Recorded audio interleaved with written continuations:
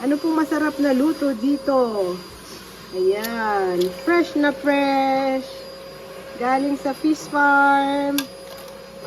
Hey everyone! Kakatapos lang pong maligo sa dagat. At syempre, eto po yung ating ulam for today. Ito naman po ang ating ulam for today. Galing po sa aming fish farm. Ayan, tingnan nyo. Sariwang sariwa. Alimasag.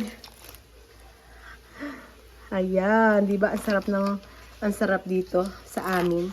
Kaya halina kayo. Ito po, yan. Fresh na fresh.